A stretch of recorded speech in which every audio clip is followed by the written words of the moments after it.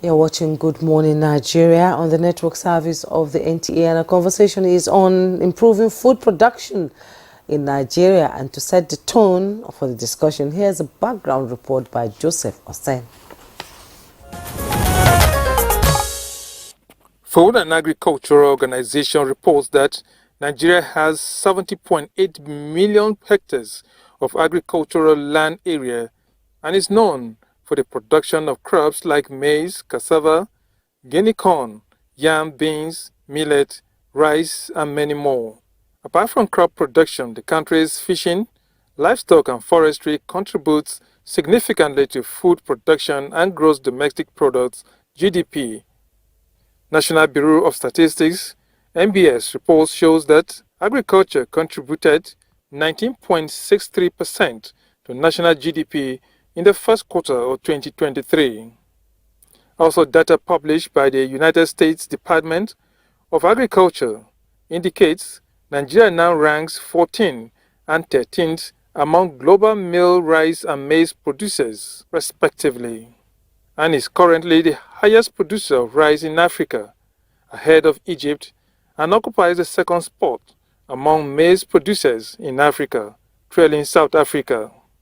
Nigeria is aiming at achieving food security and food self-sufficiency while becoming a major exporter of agricultural products. Major policies like the Anchor Borrowers Program and closure of the country's border in 2019 were key to increase local production of some of the staple grains. The country made deliberate investment to encourage local food production and discourage import to enrich its foreign reserves. But there are evidence that increased production of some selected crops is not amounting to attaining food security and self-sufficiency. Records has it that Nigeria's food imports totaled $6.9 billion United States dollars in 2022, positioning the nation as one of Africa's foremost food importers, while cost of items in local markets are skyrocketing.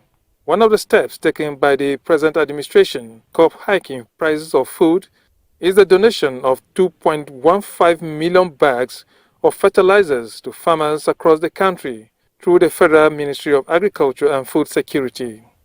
Sustainable food production in Nigeria, to experts, is hinging on pragmatic policies that will ensure grants reach the main producers receive higher prices with better access to input, improved rural market infrastructure, storage and processing facilities, as well as reducing the number of intermediaries and transportation costs.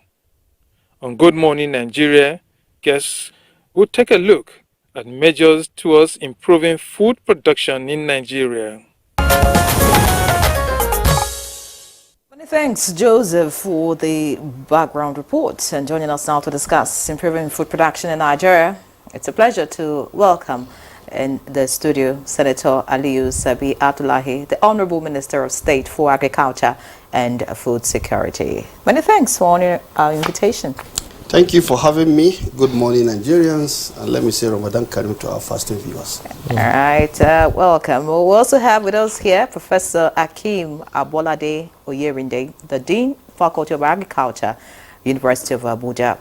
He's also a Fellow and National Secretary, Entomological Society of Nigeria. Many thanks for joining us, Prof. Thank you. Good morning, Nigerians. Happy Ramadan. And I wish all of us a successful Ramadan month. It's good to see you. They're actually regulars on this program. And joining us via Zoom from Kaduna is Murtala Dabo, Commissioner for Agriculture, Kaduna State. You're welcome to the program. Yeah, good morning, Nigerians. Thank you for having me on Ramadan Kareem. To all our guests in the studio and to Nigerians, Honorable Minister, we'll begin with you. And I've not seen you since you became Minister. Congratulations in order. Can you tell us what is going on in the agri sector now? Well, thank you very much. Yes. Thank you very much for having me. First, let me say that what is happening in the agricultural sector is anchored on the renewed hope agenda of President Bola Ahmed Tinubu, GCFR, whose vision is for Nigeria to be able to feed itself and for Nigeria to also tap the opportunity that God has freely given us in terms of exploiting to the very maximum for the benefit of Nigerians the abundant natural resources that Nigeria has been so blessed with. It is right for us to begin to say, oh, Nigeria has so hectares of land, this water body. This is what we all know. But over the years, the lip service that have been paid to this sector, the president is bringing a game-changing, policy direction. And what did he do? First, you recall, he declared a state of emergency in July last year on food security. And when we were inaugurated, he changed the name of the ministry from Agriculture and Rural Development to Agriculture and Food Security. Now, there is this saying that if you don't know your purpose, you only continue to work in vain. I think given the importance and significance of food security to our citizens, if you look at the Constitution, it says the welfare and security of the citizens is the primary purpose of government. How do you define welfare when people are hungry? How do you define welfare when people don't have food? So that purpose has now been properly brought to bear in terms of the mandate and direction that has been given to both myself and my brother, distinguished Senator Abubakar Kyari, in the Federal Ministry of Agriculture and Food Security.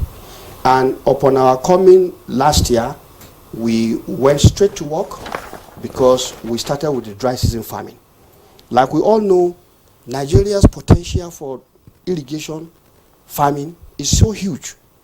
We have more than 14 million hectares of land that should have been, properly put into irrigation use, and even more, given the preponderance of water bodies that we have. So we started last year with the National Agricultural Growth Scheme, Agro Pocket Project, which is African Development Bank sponsored project. And last year we kickstarted the wheat program across 15 wheat producing states. Our target was 120,000 hectares of land, and as at the end of planting, because right now some have even started harvesting, we have a record of 118,000 hectares, which is a very high score in terms of our target, meeting our target. Now the idea here is for us to ramp up production so that it will help to bring down the food inflation that was being witnessed. Now we are going into the second phase. The second phase is about to kickstart. That is from now till when the rains will begin to come. Areas where they are able to go into farming, we are targeting rice, we are targeting maize, we are targeting cassava. And in the area of what do they call it, rice, we are targeting 150,000 hectares. And then in the area of maize, we are targeting 50,000, and for cassava, 20,000. And in all of this, government is providing massive support to farmers to enable them go into this production, just like we did for the wheat. So this is where we are, and as it is, just like I heard you talking about, donation of 21.5 million, bags of fertilizer from the CBN. This is another, very powerful intervention by President Bola Ahmed Tinubu, whose attention was drawn to the provision or to the availability of this facility, and he said, well, send it to Federal Ministry of Agriculture so that they can take it into their production. Now, what does this do? It has now answered one core question we've been asking all along. Timeliness in terms of input. So with this now, it has meant that the Federal Ministry of Agriculture and Food Security is getting prepared for the wet season.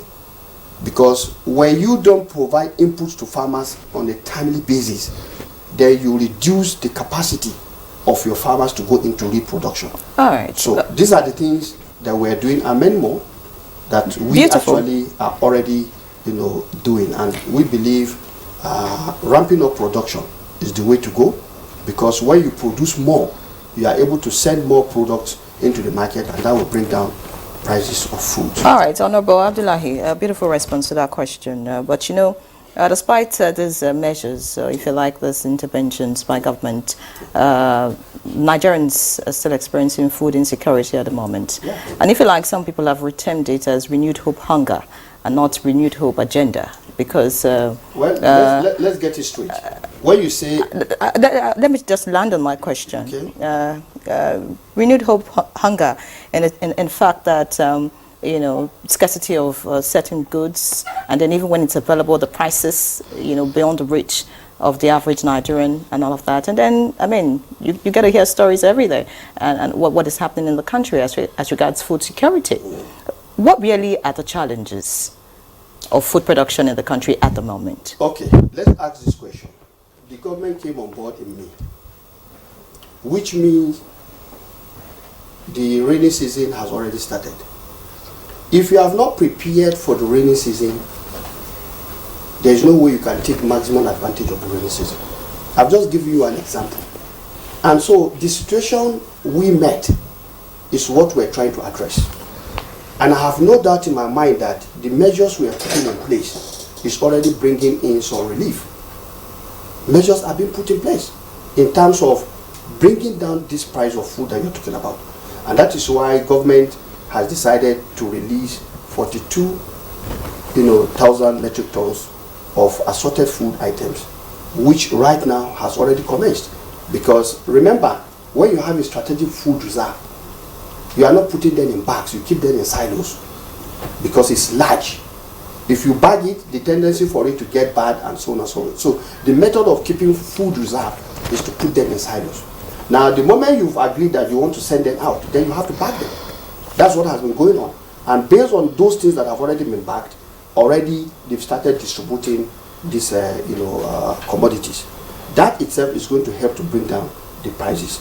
And there is also effort to throw in more food in terms of like rice, which is already in the offing now. And many state governments also have taken measures. So this is just to solve a crisis. But when you solve a crisis, is that sustainable? No. So what President Bola Ahmed Tinubu is saying is that let's put in, while we are tackling this key issue we met on ground, let's put in place measures that will lead us into a sustainable food production system. And that's what exactly the ministry is focusing on. And I will tell you, mechanization, you talked about challenges. One of the challenges of Nigerian farmers is that we have low mechanization. Our mechanization rate is put at 0.02 hectares, horsepower per hectare. The African average is 1.7 horsepower per hectare. So we're not even there. But like you can see, the government is working on many mechanization in a program. For example, we have the Green Imperative, we have the Greener Hope Initiative, and we also have the agreement we just signed with John Deere of the United States to provide 2,000 tractors every year over the next 5 years. That's 10,000.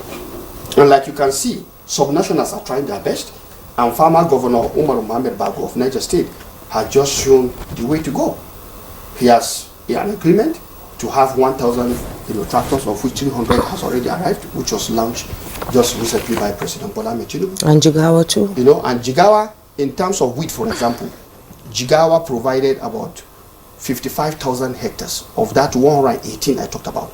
Actually, their target we gave them is 40. But with their own internal effort, they were able to go up to 55,000 hectares. So I would say that, yes, it's easy for people to make those kind of comments. But we have promised renewed hope for security. And we have just started. And I want to assure you, they will not know when they forget about anything called hunger. Because President Bola Ahmed Tinubu is very, very, very sincere and very frank about it. He has charged myself and my brother, Senator Abubakar Kyari, and we are working day and night to make sure that we meet this target. And I want to tell you, there is hope in the horizon. Well, there's hope, and Nyari has said that it's renewed hope hunger, and there's no policy that comes in isolation. I'm sure before this policy came out, there have been studies, from the largest food producing countries in the world, like China, India and the United States, who have for long put in place best practices in agri and food production. Now, how have you been able to learn from their policies there, and how are you going to implement these policies they have in their country into our local environment to ensure that Nigeria is food secured? Well, you have come back to the point I've made. Yes. You know, there is two issues here. The immediate crisis at hand has to be solved.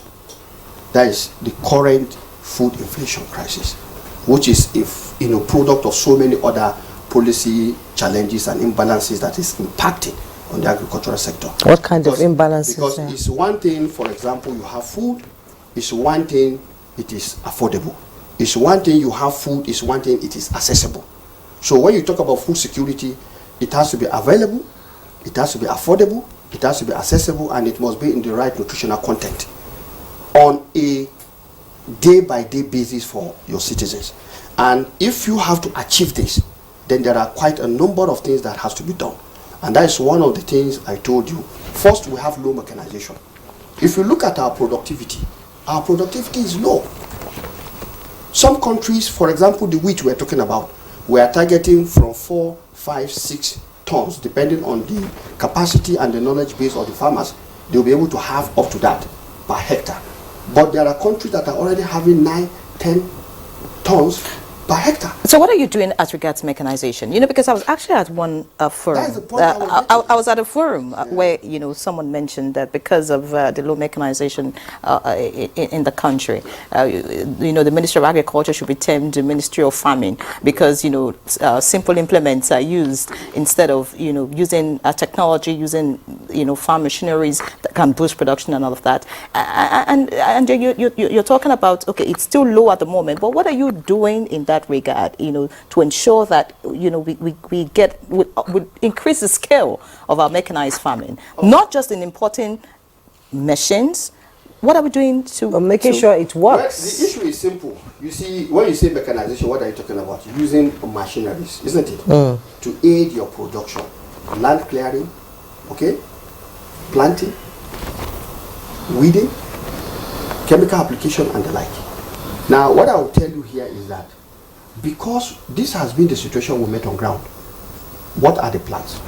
The plans, like I said earlier, is that government is working on 3 key mechanization programs. The greener, that is Green Imperative program, the Greener Hope initiative, and then the agreement we have signed already with, you know, John Deere. Now, this will entails having not just the equipment, but having service centers across the 774 local government areas. Because from what you have said about the experience should be the lessons we have learned about the mistake we have created as a country. We are, even in the past, when tractors are imported, there is no technical backstopping system. Now, in these programs I'm talking about, service centers will be created where young agricultural graduates or other experts will be trained in both maintenance, utilization, and effective application of these tractors, such that we know, based on the cost, a farmer who is having 1 hectare does not need to have a tractor. What he needs is a service, whereby the various implements that one tractor can use, in terms of the ridgers, in terms of the harvesters, in terms of the planters, all of them will be available, and even chemical application. So all of these things, we realize a farmer has to be supported with them. And right now, even in the programs we are dealing with, we are also talking about irrigation, isn't it? Yes. Now, in this last program we have done, support had to be given for irrigation facilities. And let's take note also that it's not just the federal government, the state governments also, this time around, because of the confidence and trust the governors have in the decision of the president to focus on food security, you can see various state governments are coming up with robust programs that we've never seen before. The Kebbi State Governor has bought more than 7,000 irrigation, you know, that is solar powered irrigation pumps to support their farmers. So these are the things we're talking about, because when you do that, then you are helping farmers to have less drudgery while enhancing the efficiency of their operations. All right, many Okay, thanks, my Honorable question, Abdullahi. my question I would like to ask is, you talk about training those who will maintain the machineries, but we all know in Nigeria when these machineries are bought, it's people who will not have any hand in, coupling or, doing anything with these mechanized machines. Usually they go, they buy it, and who trains these people who are going to work with these machines? Is it not supposed to be in a way that these people go all the way to, is it to China, you bought it, and be trained there on site so that they understand, and the parts of this mechanized machines, because we've seen so many laying around like one big elephant project over the years, because people have said, we've talked of policy on agriculture, policy on food security, from the Green Revolution to feed the nation and all that, but the problem is along the way the vision is lost. And people come in and say, what we meant on ground, what we meant on ground. Why can't we work on what we met on ground to make sure that this policy sees the light of day, and don't just lie down there on the table, and it goes beyond the table. Implementation is key in this country, and I want don't to you tell think? you that not just implementation, execution is the power. And here I want to tell you we are ready to execute to the latter. Now, you see, I was smiling because this time around, we are not following the old path to failure. We are following the new path to renewed hope. And that new path is the fact that it is now going to be government-enabled, private sector-driven. That's exactly what we're driving at now. All the programs, mechanization programs I've told you about, it's not just about, oh, you bring it to government and then some government officials will know. It's about creating the enabling policy for the private sector who knows how these things are done to come and drive it. The one you saw with former Governor Umar Bago is also Niger State enabled, but private sector driven.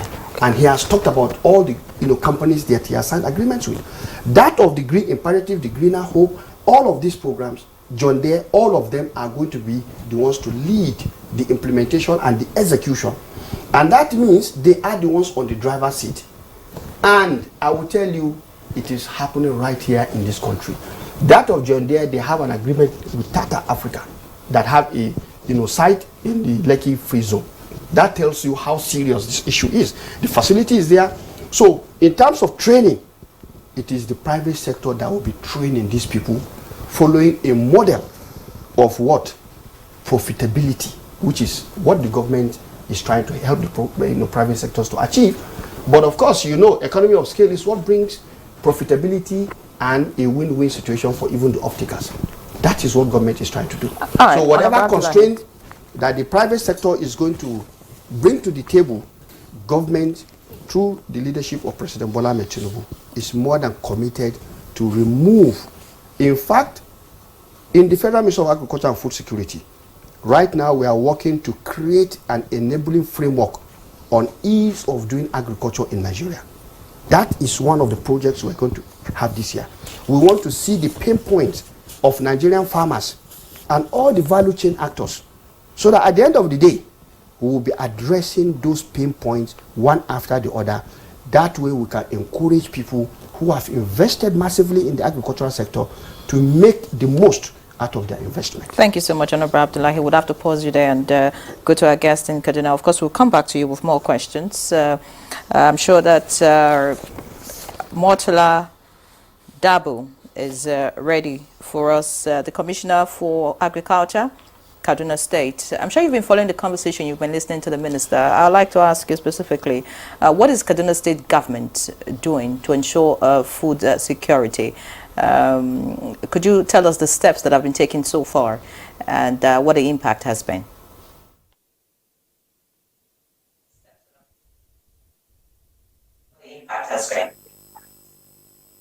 Well, good morning, viewers, once again.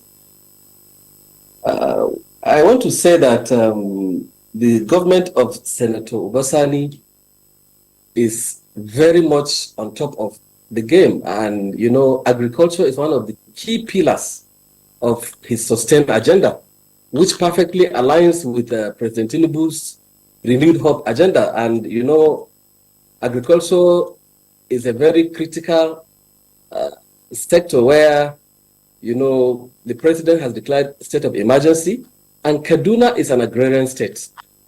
As we are, we produce more than 25% of the maize in this country. So we're at the grains hub here. And being an agrarian state, you can see even from 2024 budget, because of his commitment to agriculture, our budget has been up by over 1,000% compared to 2023 provision. So the Sustain agenda has very, very key emphasis on agriculture. And we are starting with majorly our smallholder farmers, because agriculture provides more than 43%, contributes more than 43% to the state's GDP. And what we realize is that the yield of average smallholder farmers is quite low. So we're starting with that. There was a yield improvement program where we are focusing on giving access to quality inputs. You know, there's so many things add up to improve the productivity. They lack access to quality seeds. A lot of our smallholder farmers just plant grains. So now we are ramping up to subsidize all inputs such that they will have access to quality seeds and all the inputs through. Perhaps mechanization, which the Honorable Minister has just said, and truly the effort they are making is something that is very, very critical. And as a state too, we are moving in that direction. Even today, the governor of the state, Senator Obasani, is going to distribute a lot of agri equipment this afternoon. At least maybe the micro mechanization, a lot of power tillers, which is more accessible or more affordable to the smallholder farmers. They are the ones we are starting with along all our cooperatives. And truly, you know, apart from the yield improvement that we are working on, we want to see that where we have 1.5 to 2 tons of maize per hectare to the average smallholder farmers, we are working to achieve at least 5 tons. How are we going to achieve this? We have already profiled our farmers. We will give them quality inputs and perhaps extension, which is another critical area that is, will I say, lacking a lot of gap, because most of the extension workers have aged and they are all retiring. So we are ramping up to even recruit a lot more extension workers so that there will be good agronomic practice. It's not enough for you to give the farmer good inputs. You must teach them agronomic practice so that at the end of the day, the yield and the productivity will be enhanced. So there are so many areas we're working on. Mechanization is one, inputs, and perhaps, again, rain-fed agriculture is not enough. Yes, we give 25% of the maize to the country. The Kellogg's of this world, the FX of this world, most of them, they get more than 50% of their produce from the state. So what are we? We have over 49,000 square kilometers. We're working to attract a lot of private sector players that will do the commercial farming here. So definitely the state is committed and the governor is he's pushing so hard on the area of agriculture, because it is what provides the livelihood of generality of the state citizens, and is keen into the federal government's renewed hope agenda of sustaining, ensuring food security. Okay, Mr. Murtala Dabo, it's a good thing to know that states are keen into the renewed hope agenda, on food security by President Bola Ahmed Tinubu. And we all know Kaduna is one of the highest producers of food, and also something like ginger. And it seems like ginger production in Kaduna has been facing some challenges now, because we all know how much it has contributed to the GDP in this country through exports. So what's happening and what is the situation now?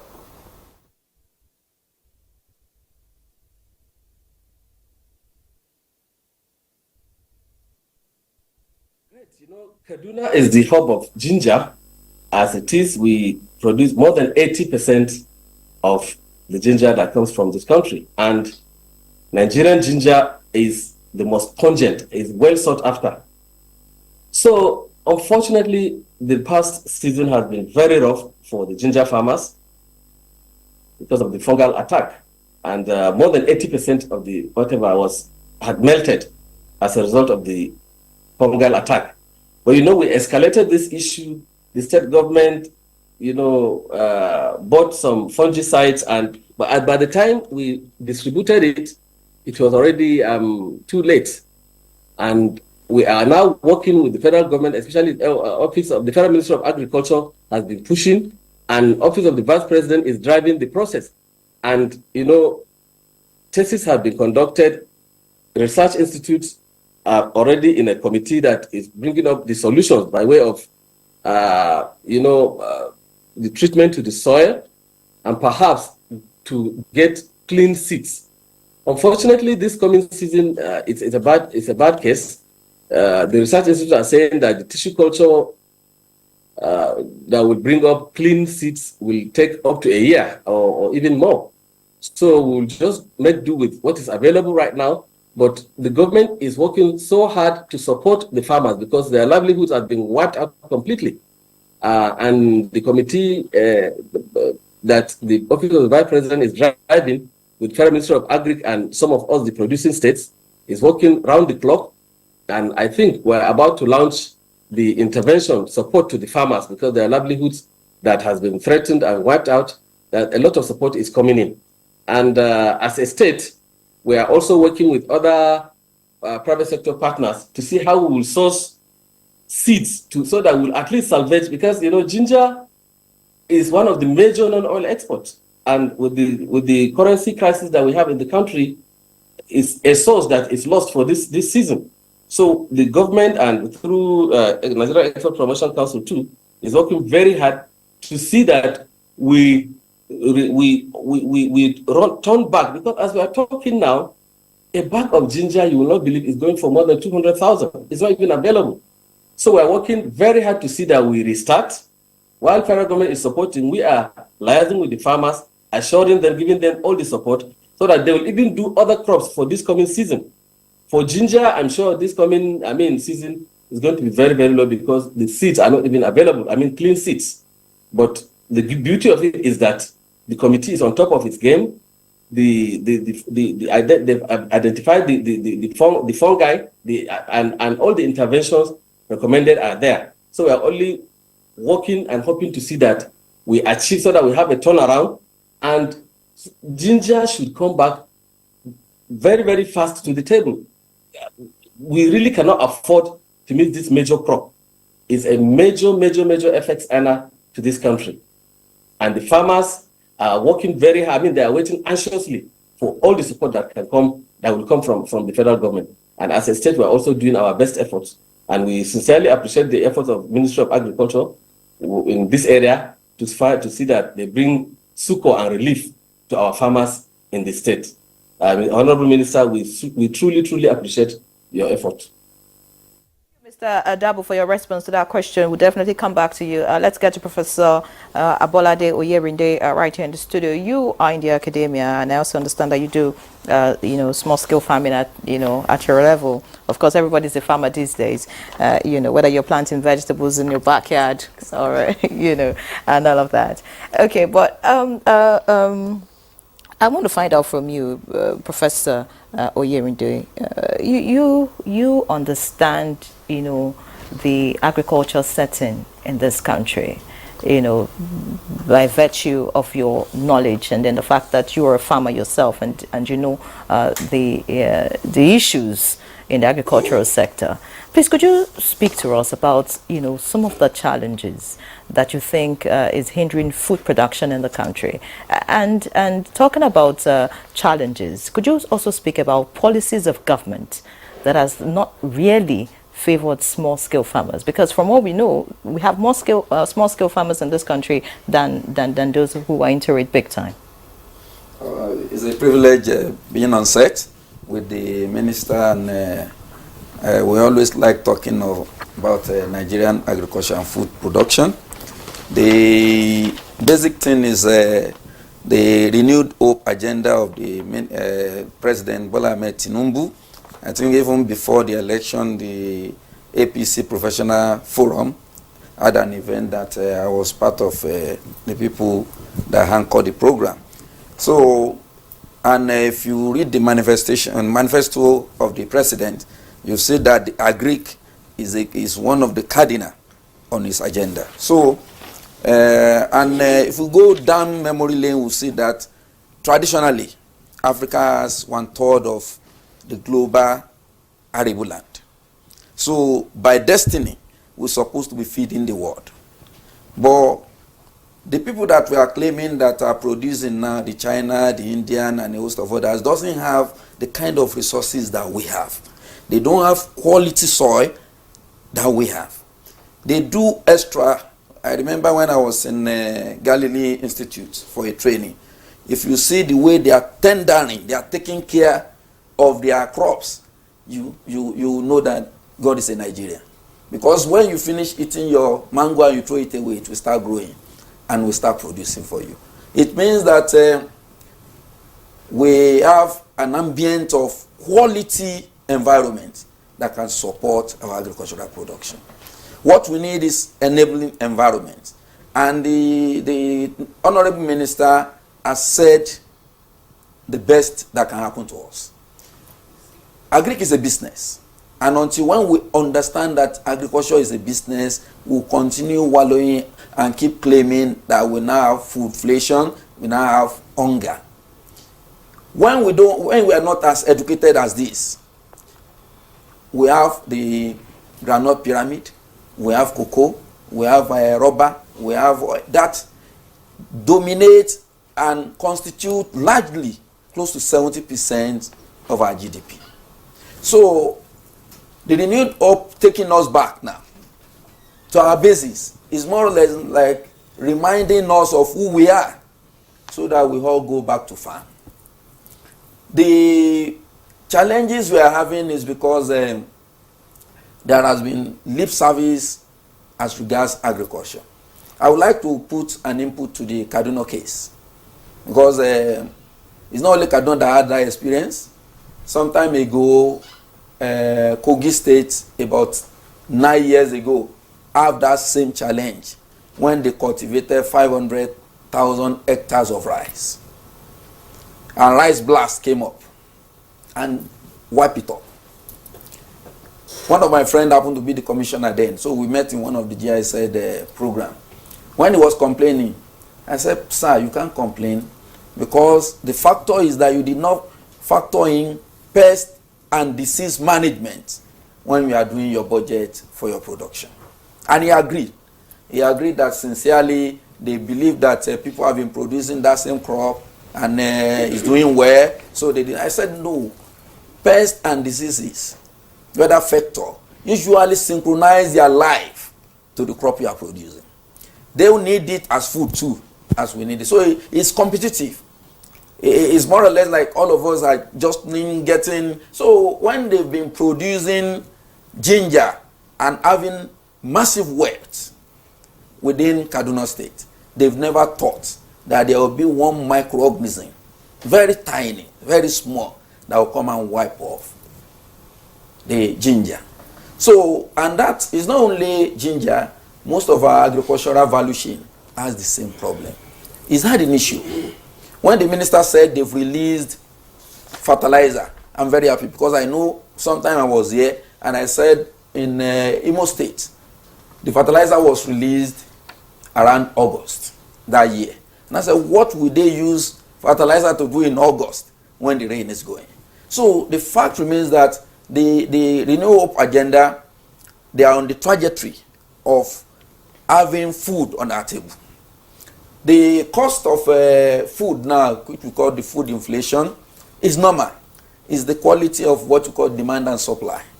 So in demand and supply, when you don't have enough, the price will go up. And most of us left our traditional activity, which is farming. We kept running after white collar job or green collar job or any collar job that is not available. From vegetable farming, using hydroponic at your backyard, urban farming, you're supposed to be producing enough vegetable for your community. And with that, the price will surely come down. So the fact remains that we are not encouraging God for what he has given to us as a resources. We have the technical know-how. We have the human resources. We have the both. One time I was speaking in one AUDA NEPAD program, and I told them, I remember at that fora, it's an African fora, and I said, we have the blue economy and we have the green economy. The people on the team say, which one is blue economy again? President Bola Tinubu have identified that. That's why he's now having a ministry of blue economy. Because the resources we have in the water, we have not even tapped them. All over. We have rivers all over Nigeria, apart from the ocean. So the fact remains that we are now rejuvenating, rekindling who we are. Nearly all of us inherited farming in our family. So going back to the basis now, is that the quality of the challenges we are facing is, you are talking about mechanization. And most of the time when people talk about mechanization, what people think is gigantic equipment. That's not mechanization. Big structure. That's not mechanization.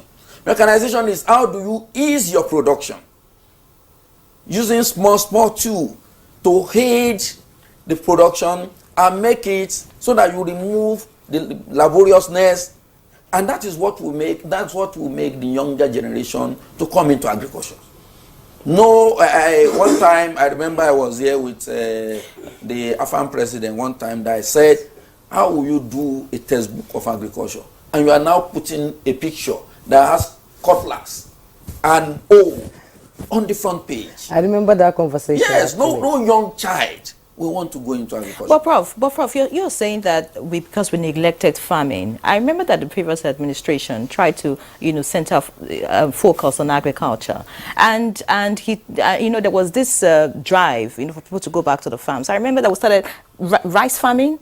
Was boosted in the previous administration and the rest, but at the moment we're not getting the gains of that. Why is that? Okay, what we're supposed to realize is that, when I said is highly competitive, the same rice we are eating in Nigeria, and indirectly Nigeria feed West Africa and some Central Africa indirectly.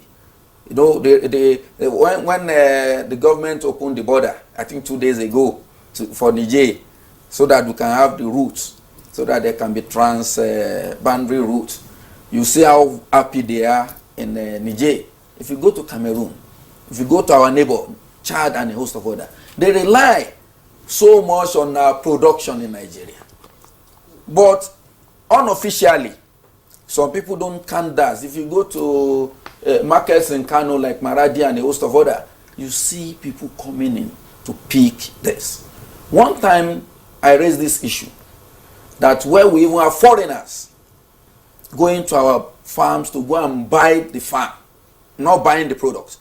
They will buy like the ginger on the field, yam on the field, and they will now be the one that will be responsible to harvest it. That is so bad for us as a nation. There's no country that you allow foreigner to come and take your assets and export. I was cracking a joke with one of my friends yesterday that one of my friends that came from South Africa was to go and pick some of the seeds here, left with it. I said when I was in Israel, after the training, some of the pepper seeds that I took, put in an envelope. Immediately I got to the exit. They said, no, you cannot take this away. You have to sign an agreement. Go back to your country, write to us, so that we can have collaboration. We are not saying we are not giving it to you, but there must be collaboration. So when you look at who we are and what we are doing, it's all about, do we love the country? Do we believe in this country? What we have, if we put just little effort, we will be the one that will champion feeding the whole of West Africa. So the mechanization that we are talking about, we have income in Ilorin, the National Center for Agric Mechanization. There are so many prototypes. But do we develop it? Most of the tractors we are bringing in now, there should be indigenization of those tractors. Because where they did all those tractors, their parameters will be different from the parameters, the soil texture, soil moisture, and a host of other things like that. That will be responsible. What the size of our seed, those things must be factored into production of the mechanization. So, the commissioner spoke about extension services. Last 2 weeks, there's a group that is working on having an act, a bill that they want to submit to the Senate on extension services and how do we revamp it in Nigeria. I participated in the last 3 meetings, and I believe that the best we can do is to take the best practice of agriculture, not farming. There's difference between agriculture and farming. Immediately you are talking about farming, your mind will go back to cutlass and we have smart farming, we have what do we call it? We have smart farming, which means you use IT. We have precision farming. All these are being engaged in Nigeria now. It's not strange to us. We have organic farming. People have started doing this, and it's changing the climate. Most of the vegetables you buy from our malls now have been produced in Nigeria. In Nigeria, yes. So it's a plus for us. It means we are moving forward. But the other question you ask, that we have productivity of rice, we have this, is not, Rome was not built in a day. Immediately, this present government live on the existing plus, the positive aspect that the other government, the best with APC government is that they don't abandon projects. Most of the projects that they inherited, they complete it. If we go within that line, and this present Ministry of Agriculture and Food Security focus on identifying what are the gaps from the implementation of the previous government, I believe that we'll surely get there. Yes, we'll surely get there, Prof. And I'm sure the minister is listening to everything you've been saying. Let me bring you in. Prof has said we have the land, we have the population, we have the know-how to make sure that this policy works. But one aspect that we've not addressed since we started this conversation is the security challenge. Most farmers are off their farms. They can't go and farm on this land. And how can we achieve food security if farmers don't farm? Well, thank you very much. Like you rightly pointed out, yes, we have security challenge. But at the same time also, I will say that government is doing its best in resolving this security challenge.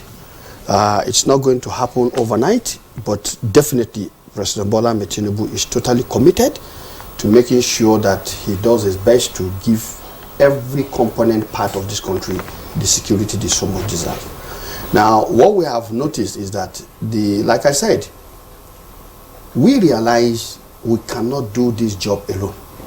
So one of the key, critical success factors we are bringing on board is working very strongly with the subnationals, more than we've ever done before. And the subnationals had confidence in the way we are driving and approaching the subject matter. And that explains why you will have heard from the news, many of the state governors have visited us in the ministry to lend their support and to give us confidence that yes, we want to work together. Now, in working together, it means they also realize that their state has to have the space where this farming activity has to take place. And in their own different efforts, they are working together with the federal government through the leadership of President Bola Ahmed Tinubu to ensure that the right thing is done. There is also the National Economic Council that is being chaired by the Vice President, Senator Kashim Shettima, and the governors. They've also been having meetings. All of these issues are being discussed. The ministry sits in that meeting and briefs are being provided. The minister goes for that meeting most times and briefs about what we are doing and areas where we need them to support is happening. In terms of security. So you can see there is a handshake, unlike before where everybody was just doing his own thing. So that is happening. Now for us also, we are exploring other windows. Now, one of the windows we've started exploring this year is the fact that we asked ourselves, we have research institutes, we have colleges of agriculture, we have universities of agriculture, the regular universities. All of them are sitting on massive lands that are secure. So what do? We are talking to them, and we started collecting the data to see what can we do to exploit that. That is one. Two, you also remember that those days we used to have school farms. Yes. What happened to these school farms? The old schools, many schools are also sitting, secondary schools, federal government colleges are sitting on land areas where certain activities can take place. We are also looking at all of those areas. The essence is, what can we do to maximize available space to make sure that we are able to produce, to complement that areas that have been lost due to insecurity. And we also are looking at increasing productivity. And I think both two speakers, the Commissioner of Agriculture and Prof, have talked about how you can increase productivity. You have to ensure there's quality seed. So the National Seed Council is being re-engineered to make sure that if you go to every village, you know, we have seed companies, but the seed companies cannot meet the total seed demand. So one of the things we have said is that, okay, if you go to every village, if you want to farm, if you ask the villagers, where will I get seed? They will tell you, go to so-so person. Don't go to so-so person because this person provides good seed. That is local capacity. That is local knowledge. What are we going to do about it? There is a study conducted by the National Seed Council with some partners, and it was realized that 75% of our seed requirements are being met by these local seed owners.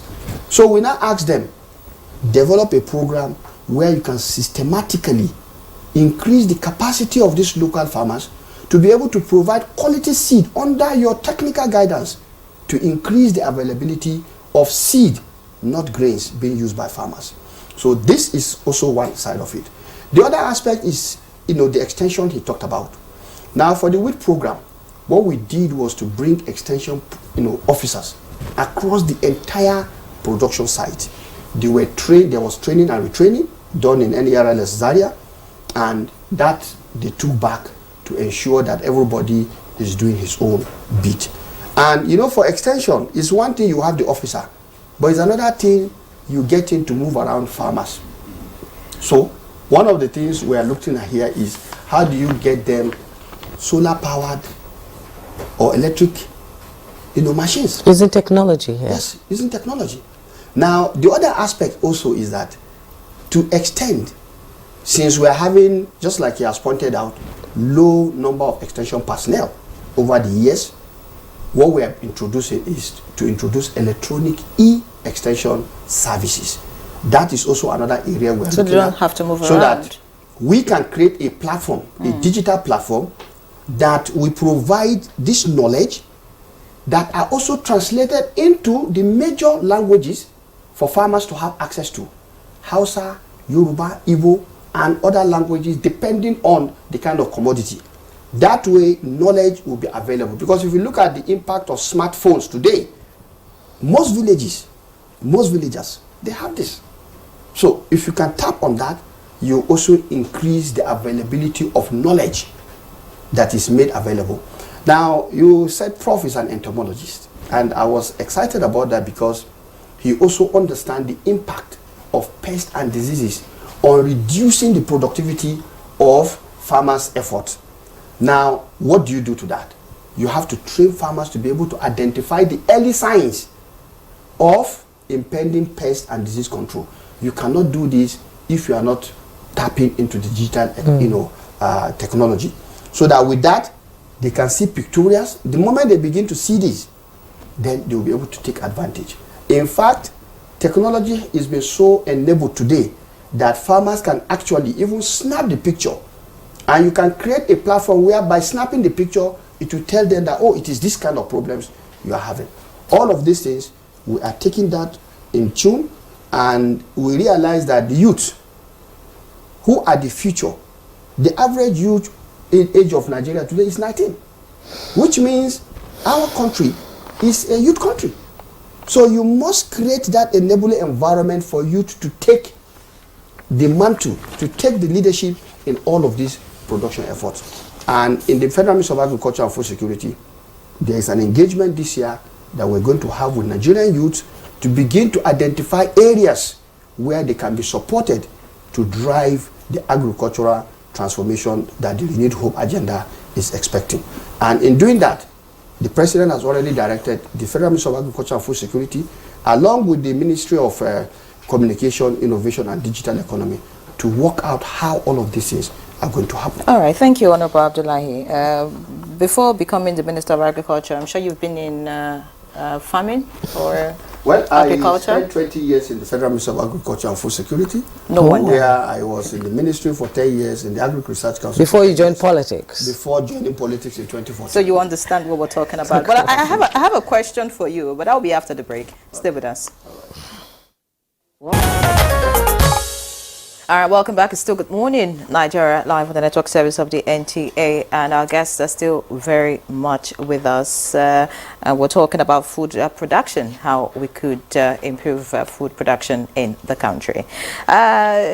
Before we went on that break, the Honorable Minister of State for Agriculture and Food Security, Senator Aliyu Sabi Abdullahi, was giving us in details, what happens in the Ministry of Agriculture and what we can do to boost food production. But I'd like to ask you, because you understand the ministry, I'm sure you also understand that we have political farmers in the country.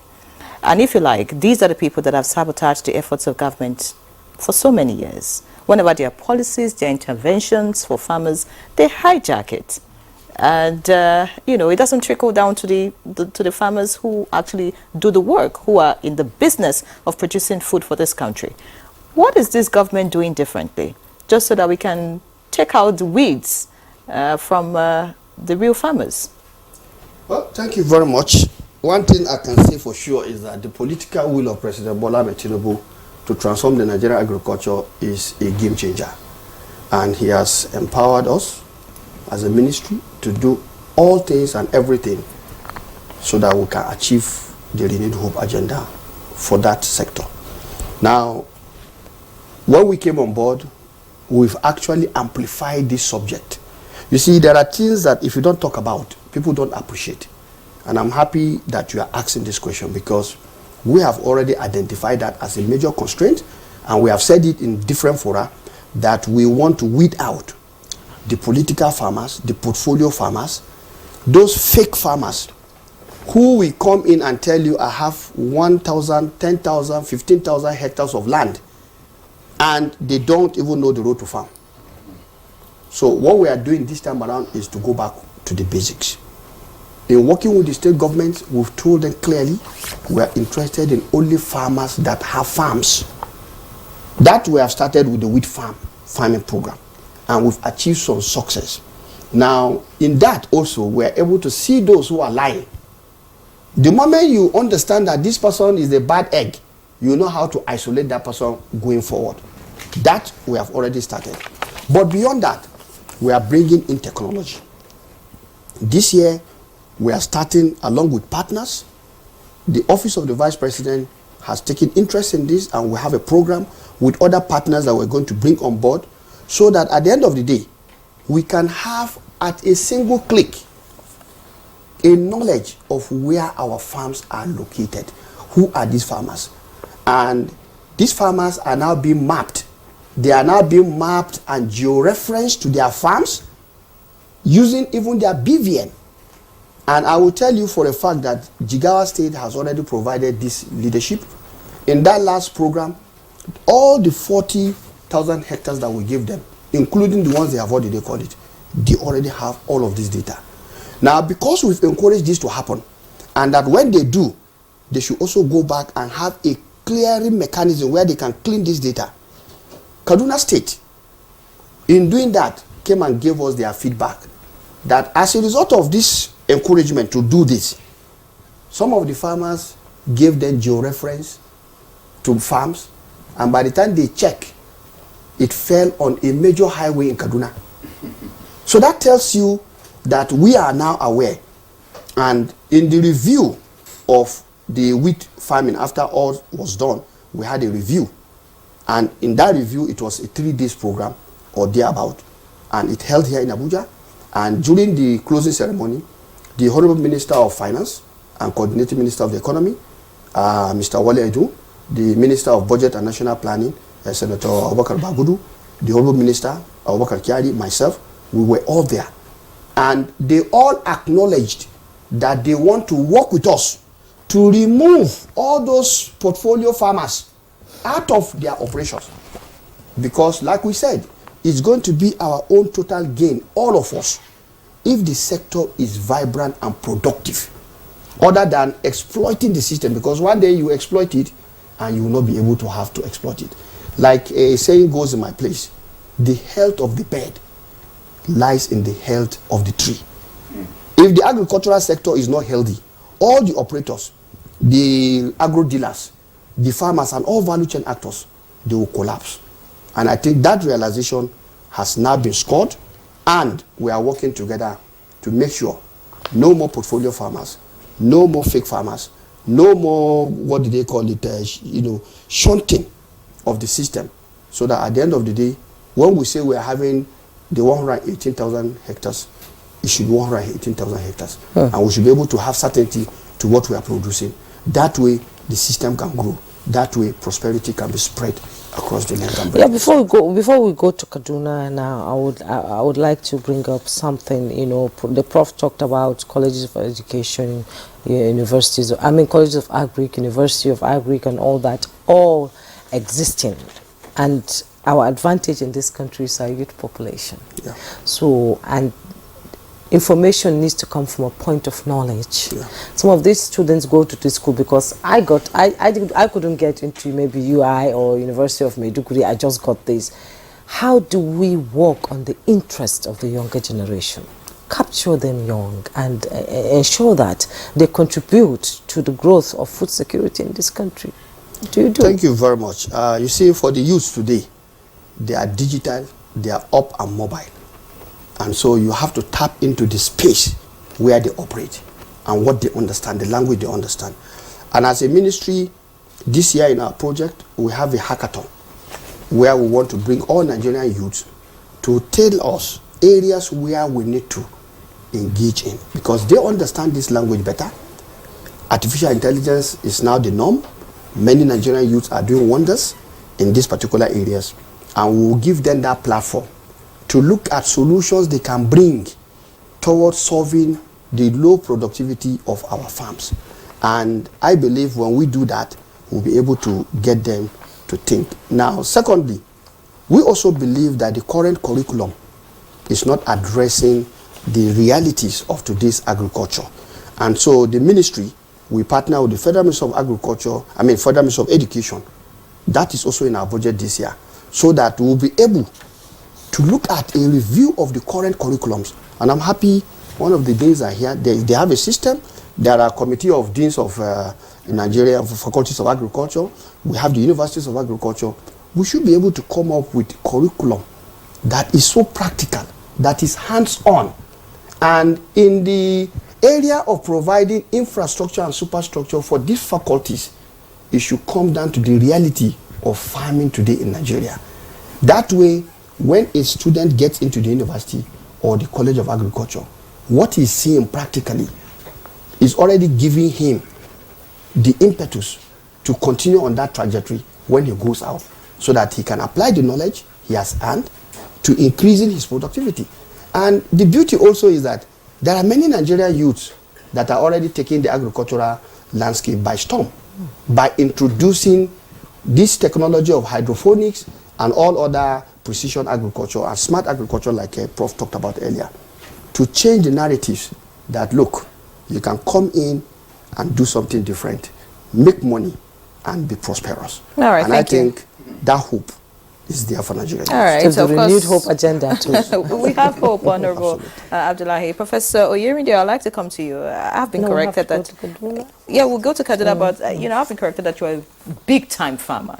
And so, from your perspective as a big-time farmer and also professor of agriculture, I want you to speak to climate change and some of the adaptation strategies that we can, take as a nation, just so that that does not also become a challenge? We're talking about mechanization and some other factors, political farmers, portfolio farmers, and all of that. But climate change is here, and we know that it's going to affect agriculture seriously in the coming years. What are the strategies you think we can take so we can stay afloat? Okay. The Honorable Minister raised the issue of IT with agriculture. I remember in 2019 when I wrote a book on application of computer in agricultural production. It's tied to essential of computer in agricultural production. People from computer science, most of them came to me that, where did you learn this? And when I introduced that to our students, it changed the dynamics about their orientation about agriculture. Because it has recent things, use of drone, precision farming, precision agriculture, as well as that. Unfortunately, I'm a United Nations climate advocate too. I was in COP22, sponsored by United Nations, based on some of my papers on climate change. The way to go is climate smart agriculture. And if we cannot do that, it means we will not be able to talk in line, in tune with the recent happenings in the world now. So the climate change is not new. It's not new, and most of our parties can ameliorate the problem of climate change. So the essence and the major thing is to get aware of what you call, there's a dynamics of change in temperature, change in rainfall pattern, and you synchronize your production to that. NIMET usually give forecast at the beginning of the year. So these are information that the extension services take around. You should expect early rain, or you expect late rain, or you do close season farming, or you do early cropping. All those things are available. But the practicability of it is that some people need to guide the farmer to do it. So the word climate smart agriculture is not a big word. What it's saying is that you adapt your agricultural practice to the environmental condition of where you are.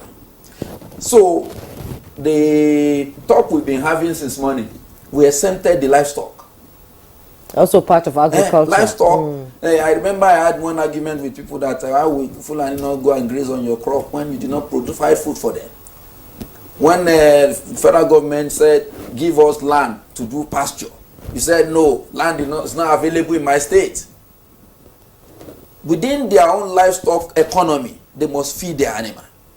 So we should, wherever it's happening that you see harmony between the livestock farmer and the crop farmer, is because the two of them understand. Because the livestock need the remnant of the crop to feed the animal. But we abandon them. And also produce manure for the farms. Sorry, please. I know you want to go back to Kaduna, but thank you very much for bringing this. Actually, I was hoping that I will have an opportunity to also talk on that. Because there is definitely an ongoing effort by President Bola Ahmed Tinubu to look at transforming the entire livestock sector.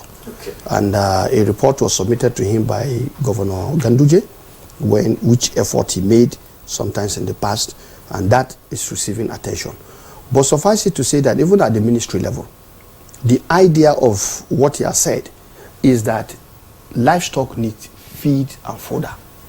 And the animal husbandry department is taking this very seriously. What we are trying to do now is to raise that level of farming to the level that you can have people whose own preoccupation will be providing specifically feed and fodder that is targeting the livestock sector. If you look at the livestock sector, for example, poultry, they need maize. So we should have farmers who are producing specifically animal grade maize so that that sector can get its own, because there's competition between livestock and humans for maize consumption, for example. Then the idea of fodder. There are areas where they can plant these fodders. And I think the department has identified certain particular varieties of fodder that can do very well, that you can plant, package them, and then even get them into the market so that livestock owners can begin to. So we need to organize the livestock sector. The idea behind even the free range and whatnot, even the Fulanis are also agreeing that it is time for them to change. But to change, they will require government support. And I think that is why the president is taking this very, very seriously.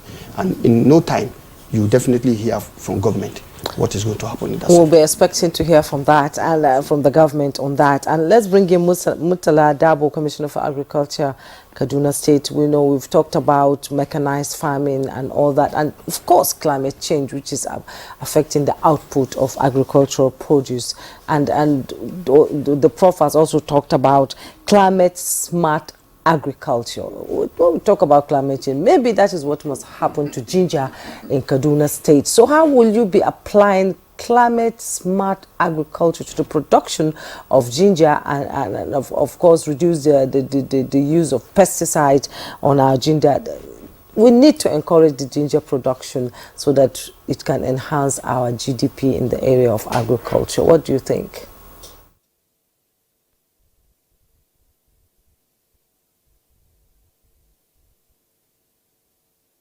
Our governor, distinguished Senator Obasani, that has approved a provision in our 2024 budget for specifically quality control and innovation in the ministry.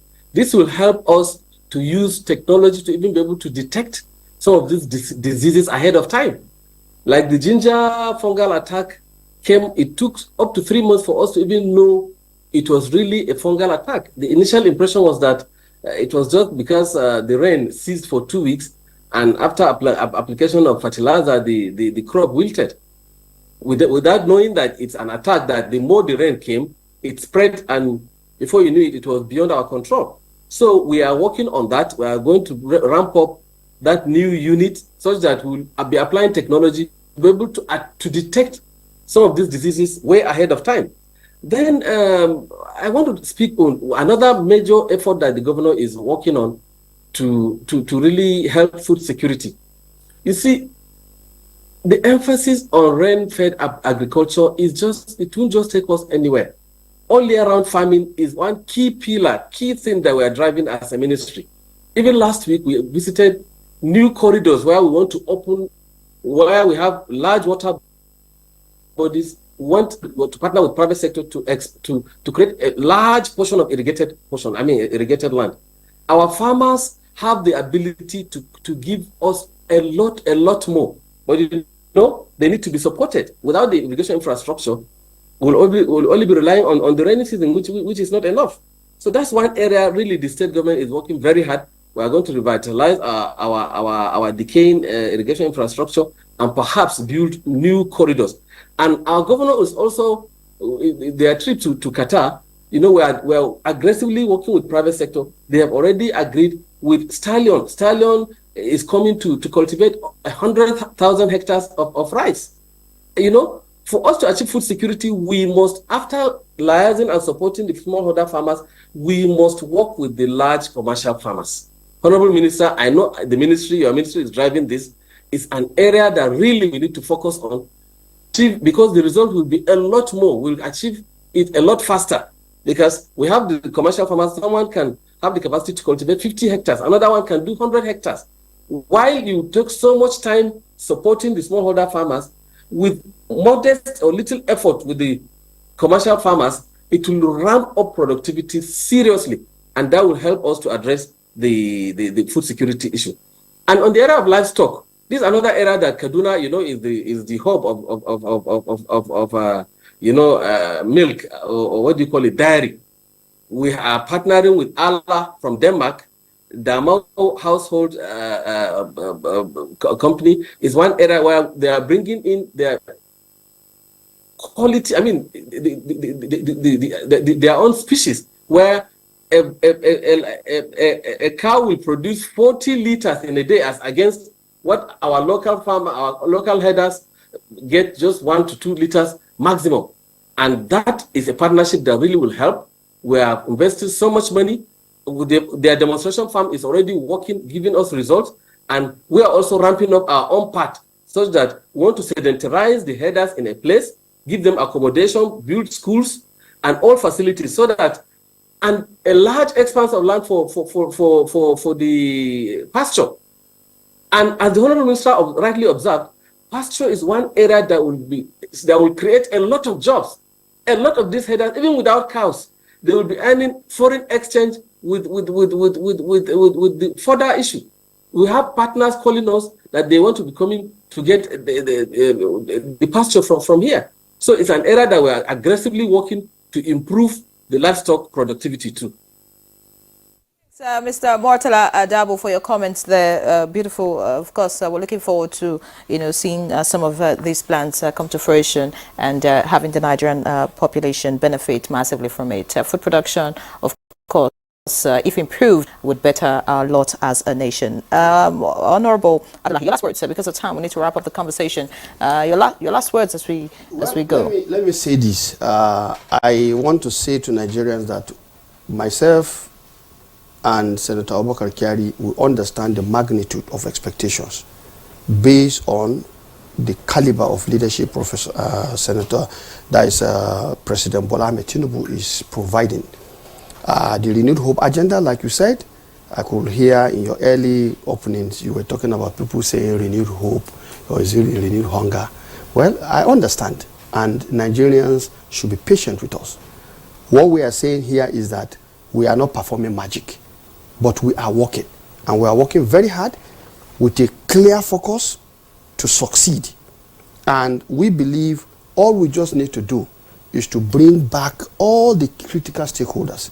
And to do that, April, God willing, we are convening a National Food Security Summit, Agriculture and Food Security Summit, to bring all critical stakeholders so that we can again together review where we are, why we are where we are, where we want to go, how we want to go, and how everybody as a critical stakeholder will contribute to taking us to that direction.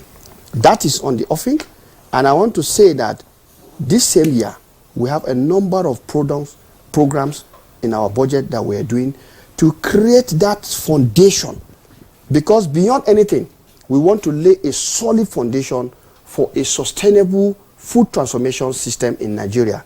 And you know, President Bola Ahmed Tinubu is known for one thing: he leaves lasting legacies. That is what we are working on, so that the agricultural sector will be on a trajectory of transformation, never to reverse back again, by the special grace of God. Indeed, Honorable Minister, what you're saying is everybody must be on board the Renewed Hope agenda on food production.